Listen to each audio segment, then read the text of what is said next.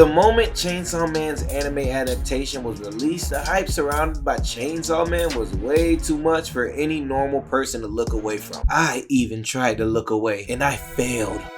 It was like when you're with your girl and you get that side-eye view of a perfect pair of hamburger buns. You know that feeling, that urge that we get to just take one quick look, just one peek at those artisan buns. In the anime world, Chainsaw Man was those perfect buns walking by.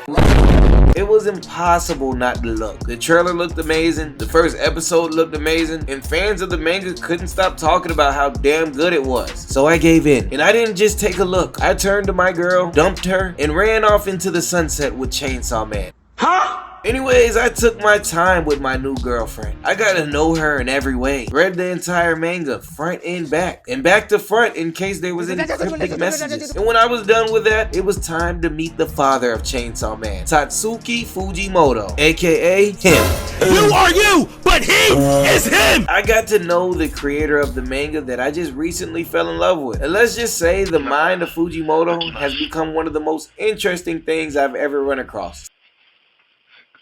So interesting that I read every manga he's ever created in 24 hours. Maybe I went a bit overboard, but fuck you. This was a first for me. Like, yeah, I love Naruto. My literal childhood revolves around it. But I couldn't tell you about anything Kishimoto has ever wrote outside of the Naruto verse, or the slightest thing about the guy in general, other than the fact that he wrote Naruto. So for me to really become a fan of the author is crazy and new. This obviously started because of how interesting the guy is and how damn committed he was. This man is a genius. When he was a kid, he'd create manga stories in his mind, play them through start to finish, and cry when they ended. He's created lots of manga like that actually, and some of them have even been made into one-shots, which is how it all started. The first manga that Fujimoto ever published was a one-shot called There Were Two Chickens in the Garden. It's a short story about a world that was taken over by man-eating aliens, with all humans except for two being eaten. The two humans have to disguise themselves as chickens since for some reason these aliens don't eat chicken. Look, I know it sounds crazy, but trust me, it's worth the read. It has a good twist in the end, and to be honest, it was a good start to my Fujimoto marathon. His next work was titled Sasaki Stopped a Bullet, and this one is about a student who saves the teacher he loves by, well, stopping a bullet. This one was a good read like all of Fujimoto's one-shots. It was short with a meaningful story, but in my opinion, it's probably one of my least favorites. Love is Blind is his next one. It's super short, but man, I don't know why, but I love it. It's funny, it's simple, and shit, man, it just made me happy. It made me smile. It's about a boy confessing his love to a girl, and as he's trying to do that, ridiculous shit happens that can stop his confession. And I mean ridiculous shit. Aliens coming down to Earth shit. But because of him being so focused on doing this, he's blind to all the distractions. Look, man, just read it. The next one-shot is Siren Rhapsody. It's a solid one-shot about a boy who pulls mermaid holes by playing the piano underwater. Man-eating mermaid holes, by the way. And you might think that sounds crazy, but that's literally what this one's about. It's another short one, so it shouldn't be hard for you to finish, and you definitely enjoy every bit of it. After Siren Rhapsody, Fujimoto dropped Shikaku, a one-shot about a hitman,